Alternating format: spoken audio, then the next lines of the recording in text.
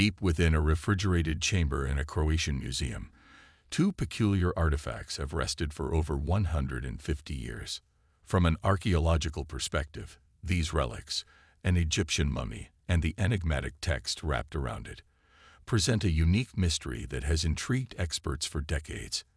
Despite its archaeological significance, the Zagreb mummy remains relatively unknown to the wider public. One reason for its obscurity is the lingering puzzle surrounding the cryptic text, known as the Library Lintius or Lenin book, that envelops the Zagreb mummy. This linguistic enigma, tied to an ancient lost civilization, has a complex history that scholars are still unraveling. Recent research, however, is gradually shedding light on this mysterious tale. The narrative commences in the mid-19th century during the height of Egyptomania, following Napoleon Bonaparte's invasion of Egypt, which brought awareness of the region's ancient treasures to the world. A fascination with Egyptology gripped the Western imagination. Mahaj Labari, a man struck by wanderlust, traveled to Egypt in 1848. During his visit to Alexandria, he was captivated by the exotic destination and decided to bring back a souvenir to Europe. Instead of commonplace trinkets, Barry acquired an ancient sarcophagus, complete with its grim contents, an Egyptian mummy. Upon his return to Vienna, Barry displayed the mummy in his sitting room, making it a peculiar talking point for guests. Upon Barry's death in 1858, the mummy and its linen wrappings passed to his brother, Elijah, a priest in Slovenia. In 1867, Elijah donated the contents to the Archaeological Museum in Zagreb. It was at this point that the peculiar symbols on the linen strips began to attract attention. Heinrich Brugge, a German Egyptologist, examined the mummy in 1877. Initially assuming the symbols were hieroglyphs, he later realized, after a chance encounter with linguist Richard Burton, that they resembled an Arabic version of the Egyptian funerary text, the Book of the Dead. However, in 1891, Jacob Krall, a Coptic language expert, conducted an analysis, revealing that the text was, in fact, Etruscan, an ancient language of a civilization that thrived in modern-day Italy. The Etruscan script proved exceptionally challenging to translate due to its rarity, and even with advancements, experts struggled to agree on a universal interpretation. Jacob Krall, despite the difficulties, made progress in arranging snippets of the text into their correct order, revealing a document consisting of 12 pages.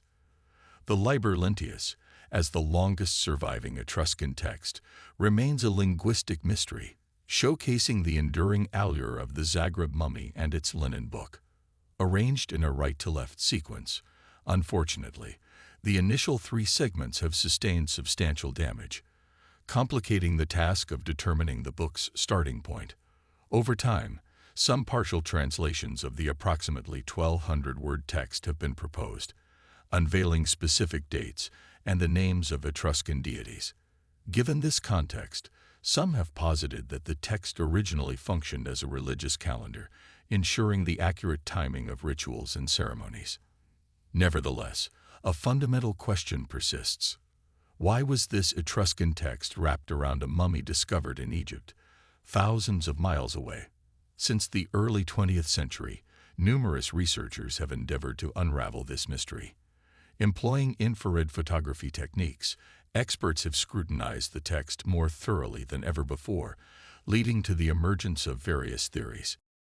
Initially, it was conjectured that the remains enveloped in the enigmatic text belonged to a native Etruscan who had resettled in Egypt at some point. This could potentially explain why the unidentified woman was mummified, despite the Etruscans predominantly practicing cremation. The Liber Lintius might have served as a means for the deceased's family to amalgamate her native customs with those of her adopted home. However, a papyrus scroll within the sarcophagus challenges this theory. According to reports, the papyrus bore inscriptions from the Egyptian Book of the Dead. Despite being heavily damaged, it remained legible enough for researchers to extract key details. This document revealed that the deceased was Nizi Hensu, once the wife of a tailor named Par Hensu, both originating from Thebes in Egypt. Some theorists propose that the deceased might have had no connection whatsoever with the mysterious Etruscan language that adorned her tomb. So how did these seemingly unrelated artifacts become intertwined in such a perplexing manner?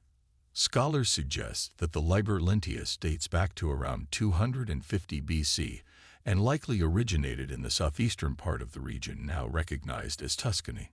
Thebes, on the other hand, was situated on the banks of the Nile, where modern Luxor stands today. The journey between these two locations would have been an epic undertaking. Although the age of the human remains found alongside the Liber Lentius is unknown, mummification was practiced in Egypt until at least the 4th century AD. This suggests that centuries could have elapsed between the creation of the text and its use in Nisi-Hensu's funerary rites. Some propose that the Liber Lentius might have been the only available linen when embalmers worked on Nisi-Hensu's remains, making its presence an unintentional accident rather than an intentional choice. Intriguingly, the Zagreb mummy's identity is not the only enigma puzzling experts for generations. Even with the latest technology, the text itself continues to pose challenges and questions. With few exceptions, the ancient document has largely remained untranslated. However, recent insights have surfaced, shedding light on the mystery.